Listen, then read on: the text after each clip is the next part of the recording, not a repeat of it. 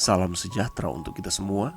Pelajaran Sekolah Sahabat dengan tema utama Surat Efesus, pelajaran ke-6, Misteri Injil. Kamis, 3 Agustus, kemuliaan dalam gereja dan dalam Kristus Yesus. Paulus mengakhiri catatan doanya dengan doksologi, pernyataan singkat dan puitis tentang pujian kepada Allah. Karena apakah dia memuji Tuhan? Paulus telah mencatat doa-doanya bagi orang percaya. Sekarang dia berdoa secara langsung dan kuat. Pujian Paulus menimbulkan 2 pertanyaan. Yang pertama, apakah pasal itu secara tidak tepat meninggikan gereja, menempatkannya setara dengan Kristus dalam ungkapan bagi dialah kemuliaan di dalam jemaat dan di dalam Kristus Yesus? Sementara Paulus sangat tertarik pada gereja di Efesus, jelas bahwa Kristus adalah juru selamat gereja karena pada Kristuslah yang berdiam di dalam hati orang percaya. Dalam doksologi, Paulus memuji Allah atas keselamatan yang ditawarkan kepada gereja melalui Kristus Yesus. Yang kedua, apakah ungkapan turun-temurun sampai selama-lamanya menggambarkan masa depan gereja yang tak berkesudahan dengan kedatangan Kristus yang ditunda? Efesus menunjukkan harapan yang kuat untuk masa depan.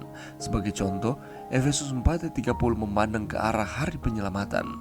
Juga, orang percaya akan mengalami kuasa Kristus yang tak terbatas dan berdaulat di zaman yang akan datang. Doksologi Paulus harus dibaca sebagai perayaan kuasa Kristus yang tak berkesudahan yang dilakukan atas nama orang percaya.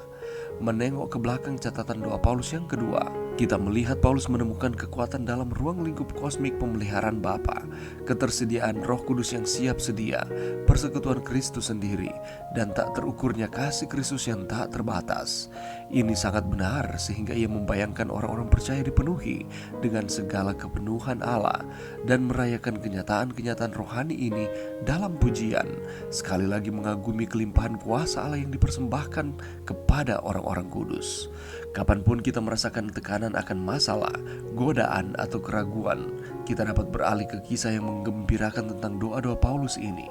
Rasul yang dipenjarakan itu mengangkat pemandangan kita ke cakrawala pada tujuan dan kasih karunia Allah, mengingatkan kita bahwa apapun keadaan kita saat ini, kita adalah peserta dalam rencana utama Allah dan kuasanya sedang bekerja di dalam kita. Berkat-berkat apakah yang dari Allah sangat berharga bagi Anda? Berlatihlah menyusun doa pujian untuk memuji Tuhan atas hal-hal tersebut.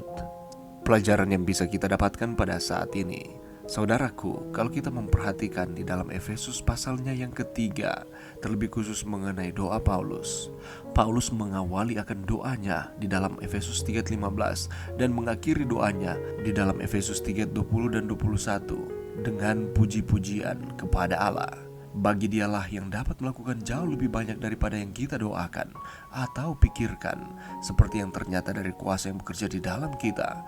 Bagi dialah kemuliaan di dalam jemaat dan di dalam Kristus Yesus turun-temurun sampai selama-lamanya. Amin. Ini merupakan kehidupan kita.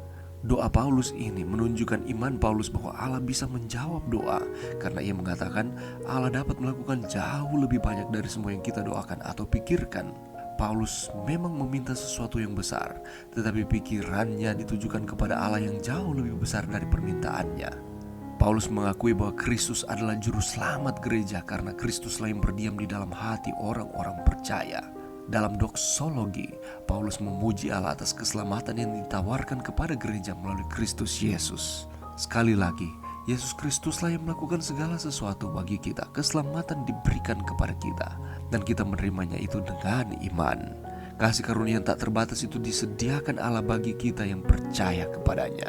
Kalau kita melihat catatan doa Paulus di dalam Efesus 3:14-21, Paulus menemukan kekuatan dalam pemeliharaan Bapa, ketersediaan Roh Kudus yang siap sedia, persekutuan Kristus sendiri, dan tak terukurnya kasih Kristus yang tak terbatas itu.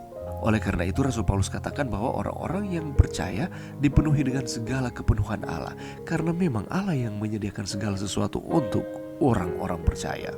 Kita sebagai umat-umat Tuhan, orang-orang yang diselamatkan oleh Allah, kita harus mengangkat pujian, hormat, mengagumi kelimpahan kuasa Allah yang dipersembahkan kepada kita. Kita harus bersyukur, berterima kasih karena Allah lah yang telah melakukan segala sesuatu untuk saudara dan saya. Kalaupun kita menghadapi tekanan, masalah, godaan, keraguan-raguan, jangan kita pernah melupakan tentang doa Paulus ini.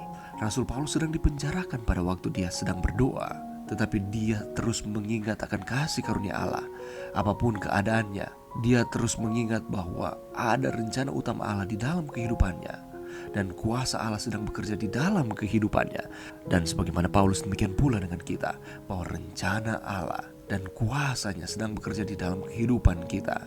Jadi walaupun banyak masalah, tantangan kehidupan yang kita alami di dalam kehidupan ini, percayalah bahwa Allah tidak akan pernah meninggalkan kita. Kita akan keluar sebagai pemenang apabila kita terus menyerahkan akan kehidupan kita hanya kepada Tuhan. Oleh karena itu, mari kita memuji dan memuliakan Tuhan di dalam setiap kehidupan kita, di dalam setiap doa-doa kita. Mari berdoa. Terima kasih Tuhan atas firman-Mu pada saat ini. Bantu kami untuk kami terus memuji dan memuliakan Tuhan.